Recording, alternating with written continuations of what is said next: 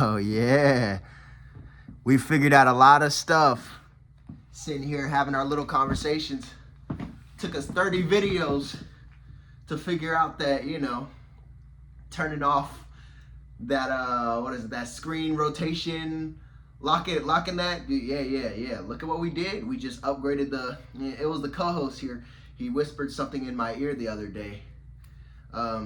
Just told me to look at my settings, so I went and I shifted that. So yeah, we got a little budget upgrade. How y'all doing, people? We're hanging out in HD. Y'all can see the full setup. Got some plushies and some tinctures over there. We're having a really good day. Really good day. We're off to a really good start.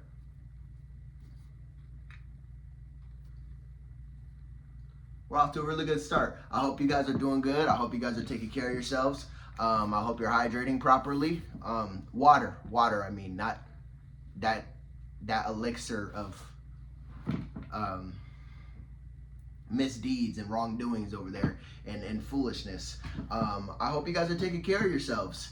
And I hope when the writers aren't taking good care of you guys, I hope you guys are kind of learning to like it, not in a weird Stockholm syndrome kind of way, but accepting life in all of its weird shapes, forms, and phases. Being able to organically navigate your highs and lows without feeling grief for the lows, understanding it as a natural part of life. The same way other unpleasant natural things are seen and accepted as commonplace, whether that is consciously or subconsciously. I hope you guys are out there enjoying life, participating in life, witnessing life, experiencing life. And if you're not, for say, enjoying it, I have some words for you today. What's wrong, co-host?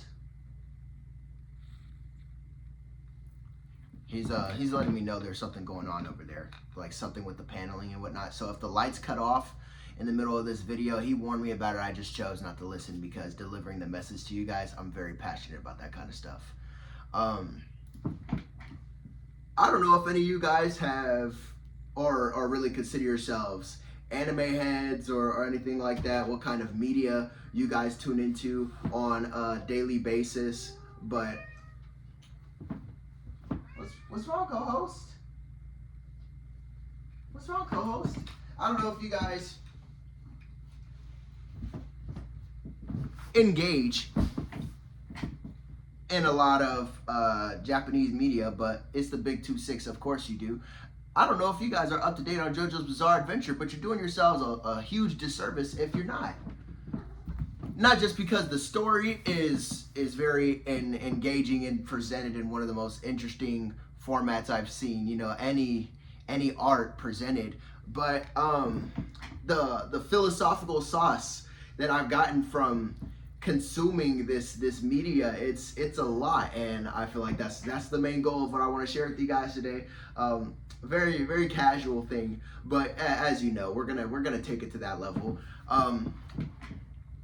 I think one of the most interesting changes that I've really felt from having not finished it because it's an ongoing series, but being caught up and whatnot, is I have a completely new outlook, or I would say a refined outlook, a more organic outlook, instead of it being like toxic optimism or positivity where you're just always trying to power through stuff.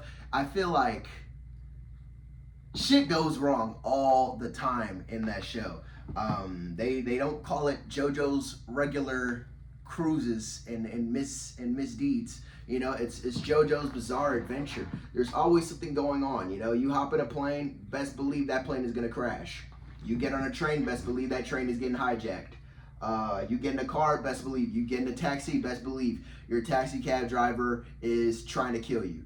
He's either been hijacked or he's just straight up evil of his own volition. But there's always something going on. And one thing that was very, very, I think inspirational in a way is these characters, they never, they face distress and grief and panic, but they always navigate chaos and accept chaos as a natural thing to overcome explore, navigate, rather than internalizing anything from the repeated misfortune. I'll put it to you in Fortnite terms. Say you've got something you really want to protect, right? Say you're at 5 HP. You're walking around on an ass hair of health, right? You run into 12 different players. When you run into 12, 15 different players in a row in a Fortnite match, you feel like you've just got a magnet of misfortune about you. But having 12 kills makes you feel like John Wick. Having double-digit encounters makes you feel like King Von in the flesh. It makes you feel like a civilian living on O Block. But if you manage to overcome all of those, wow, you've got some bodies under your belt. It feels good. It feels nice. Changing your idea of misfortune and chaos in your life and looking at it as teaching moments. Any time something weird really happens in life, make an effort to look at it as a teaching moment, not in an internalizing way like, oh, what is this showing about me? But every situation that you go through is either positive reinforcement for something you did correct, intelligently, or authentically. But, when weird stuff happens, when weird stuff pops up, you're either going to learn a skill that you do not have at that current moment, and that's why, via skill-based matchmaking, you ran into this encounter, or you had this encounter in the first place, or it's an opportunity to finally apply a skill or a technique, a tactic that has been lying dormant or has been laying unused in your toolkit. And either you don't know you had that skill, or you know you had that skill, but you have yet to find the outlet to really apply yourself.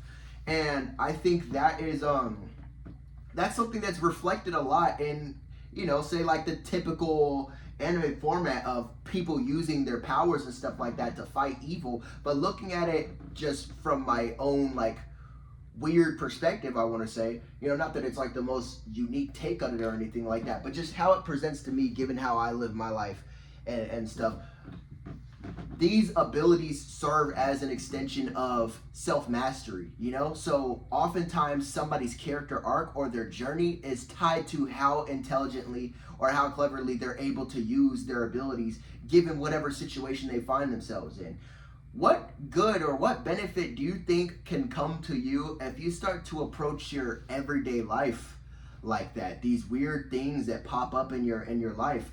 Apply yourself in a very unique way. Almost have, like I said, a weird non-Stockholm-like love for the opportunity to apply yourself and overcome a strange situation, instead of internalizing and feeling like, oh, your life is full of chaos and disorder. Look at it like that is going to have to draw out the builder in you to level out all that clay and to terraform everything that you see before you. You're either going to see the workload or you're going to see the opportunity for the return on investment. It just depends on how you look at everything. Everything, always, any single yap I've ever thrown at you can be simplified down to, trying to overcome perceptive illness, looking at the world the wrong way, looking at things from the wrong angle can literally change your entire approach to life, your entire outlook on life. And addressing that and overcoming that and rewiring that in you creates like indescribable changes in your ability and your results. So keep pushing. Leaning into chaos, that doesn't mean go out here like going on Fade Finder and stuff like that. That doesn't mean like embrace the chaos and the change that organically enters your life, because there's a fine difference between canon events that are to be overcome and engaging in DLC stuff that really has nothing to do with you. And that's what we call like a skill issue, because if you're not going to learn the lesson, you're gonna find it over and over and over again. I think that's just how this world works. You find that archetype presenting itself in so many different forms throughout your life until you can overcome and almost develop the vaccine naturally for overcoming this stuff. So it's like if you've Like if you learned how to deal with a bully in third grade, that type of bullying is almost like permanently patched from your life. So you never run into that archetype and get halted the same way again. Not saying that, oh, you never stop running into these, or like you just stop running into these kinds of people. No, it's just that when you do,